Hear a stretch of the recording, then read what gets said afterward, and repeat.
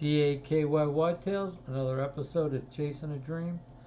Well, I just got off. I was watching a video on YouTube.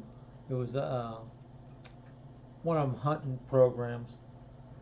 It was these, I guess, suburban bow hunters or urban bow hunters. It's like these, I think it's like three or four guys. It used to be two, and now it kind of branched out to like three or four. And I give them a lot of credit. I mean, they do their homework. Excuse me. They show them knocking on doors. I mean, it talks. Excuse me. It talks about how hard he works to get this property, and he does. I give him credit. And that's, I want to give credit where credit is due, and they do their homework. But the hang up I have, and this is, so just hear me out. Like I said, it's suburban bow hunters or urban bow hunters, one or the other. Yeah, I'm sure you've seen it. If you watch any of these hunting channels, you'll see it. And he's shot this. The one I seen, he was hunting this deer he calls Zeus. He's got this other one called Charlie, I guess for Charlie Brown, for his brow tines or whatever the hell it is. He's got different names for the deer. And then the one deer, this Charlie deer, I think it is like a 200 class buck, and it's a whopper. This 170, it's a whopper. These deer are big. He even has this short podcast. I apologize if I'm slurring.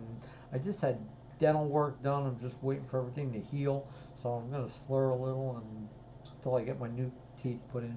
Well, getting back to what I was talking about.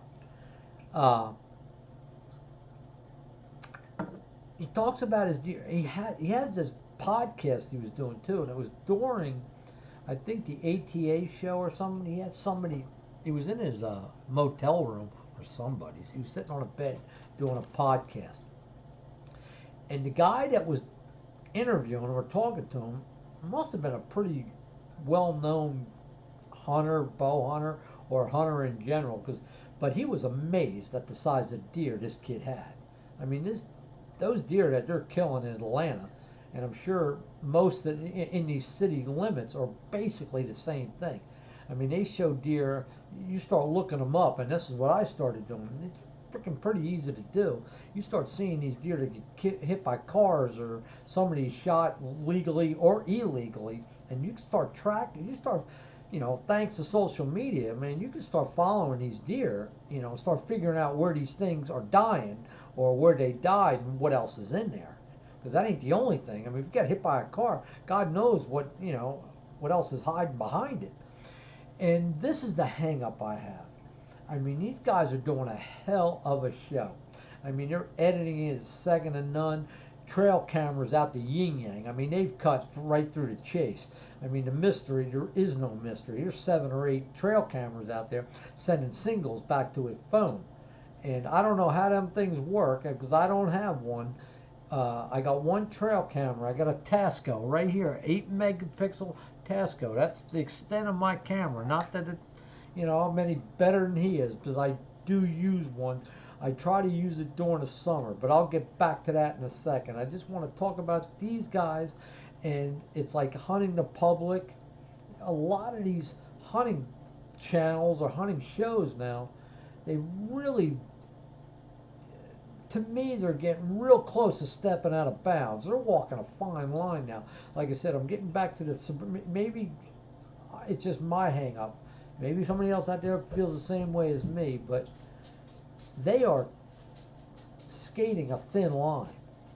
And like I said, with what they're doing, they're going around knocking on doors, and they show it. I mean, you could follow these guys. If you know who they are, I'm sure you can figure out where they're at. Just like I was doing it. This is what opened my eyes. I gained permission. I had a guy tell me, I live here in Houston. I had a guy tell me about it, these deer he was shooting. I was showing him my deer in Kentucky. Well, he pulled out his cell phone and he started showing me his deer. And let me tell you something. When he started showing me his deer, I thought they were either shot in Kansas, Illinois, out in the Midwest somewhere. When he told me where he shot them, and I ain't going to say anything because I don't want to hurt him or me. he started telling me where he shot these deer. And let me tell you something, these deer were whoppers. I mean, there were some quality bucks. And just like he told me, and I went the extra yard, I didn't go in where he was at. But let me tell you something, I am as close to the guy as I can get. Is it kind of, maybe that ain't right. Maybe even what I did. I'm not saying what I did is right. And not, I mean, but I went across the street and I did my homework, just like that suburban bow hunter. I did my homework. I found out who owned it. I investigated it, and I called them, and we talked. And just like you, pal, I got the gift of gab, and I guess I got the innocent look, just like you guys do. And I gained permission. This guy, boom, yeah, he ate it up. Me and him were talking like we were friends, just like the suburban bow hunter does. He gets to these certain people, he connects. He's got the look. He's an innocent looking guy. Freaking, he's got the look. He's got that G.I. Joe look, I call it. And he gets right in. Once he connects, he gets in. People, oh yeah, you probably look harmless enough. Oh, bow hunter, yeah, I love that. Them bow hunters, it's really hard. Well, let me tell you something. A lot of these older people don't know where this bow hunting has gone to, and the extent it's gone to. It ain't the bows that they remember, and that's what they're thinking about. Some of these people probably think you're going back in their backyard with a recurve. Pretty basic. And they don't realize that thing you got probably costs as much as probably some of the cars that they drive. I mean, you got I guess an RX-4 loaded. You were saying you were giving a Helix away? And you're saying, oh, this thing probably loaded about $1,600. Think again, buddy. Loaded my ass $1,600. How about empty $1,600? Loaded probably $2,500. I watched this one channel. This chick's driving around in a car doing these hunting channels, and I guarantee that bow costs more than her car. And she does a pretty good thing, what she does, but she's hunting the public. But getting back to you, these suburban deer hunters. Now you're going around knocking on these doors, and it's pretty easy to figure out where you're at. And that's what I was doing. And my buddy told me to shut my freaking mouth. I was putting it on the computer, on Facebook, Instagram, TikTok. I was doing the same thing. Doing the little videos, putting them on every morning. DAKYY, bodies and bows. I was doing that. And I was posting some of my pictures, my trail camera pictures. My buddy said, Alan, knock it off. Somebody's going to figure out where you're at, and they're going to move in on you, just like what you did by moving in on that guy. Well, you think you're the only one that can do it? You ain't that special, pal. I'm telling you, back off. And he's right, and I did. I had to. Just like you guys, you suburban Atlanta hunters. I mean, it just ain't Atlanta. You're starting to branch out. You're moving out. I'm sure you're going to go different places and figure this out, because you even say it. It's not just Atlanta. And the only thing that sucks is you said something too. You was knocking on all these doors, and you came across a lot of hunters in that same neighborhood. You're like, oh, this kind of sucks, because I ran across like 5 other guys that are hunting. I'm sure they ain't too happy after they seen your face and they popped on their hunting program and seen you in their neighborhood hunting what they call their deer. And that ain't fair. I mean, just like you shot that 170 Zeus, I guess, or one of them deer you shot. It would have been a shame if it would have got, you should have let it go. That's what you said. Maybe somebody did.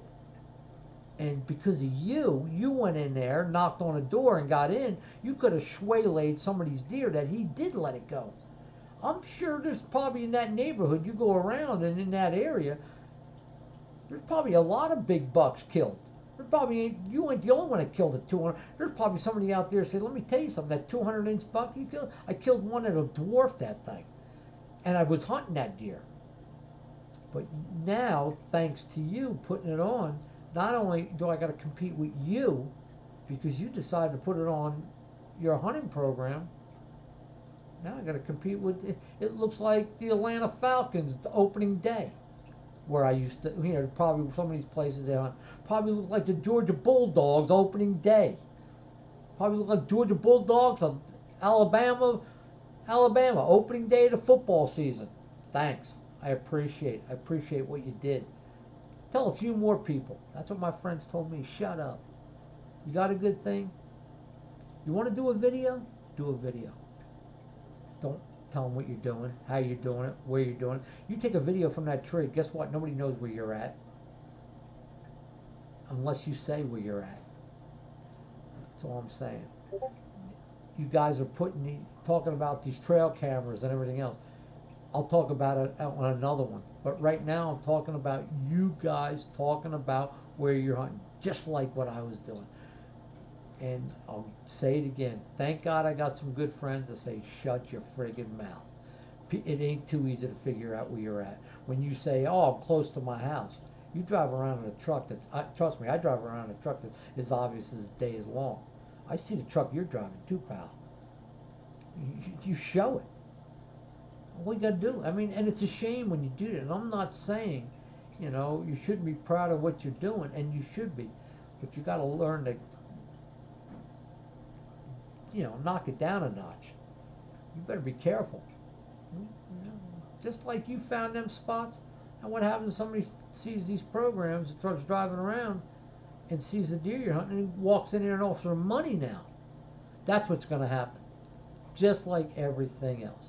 It's going to cost you money. Now these homeowners are going to say, oh damn, yeah, I got a big whopper sitting there. $5,000 and you could go in my backyard and waylay it. Comes right in my backyard. Sit right, just like you were doing. Sit right on that swing set and let it fly.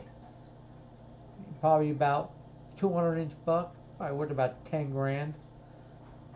I'll give it to you on a bargain price, $5,000. Go shoot it.